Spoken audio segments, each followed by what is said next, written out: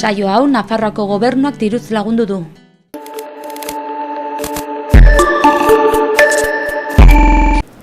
Kaixo ikusantzule eta ongi etorri gaurko programara. Gaurko unten erratzura hurbildu gara artearen ibilbideari esker. Izan ere Rokelasak hemen dauka erakusketa eta ezin genituen bere kuadroak galdu. Ea zuei ere guri bezain bertze gustatzen zaizuen.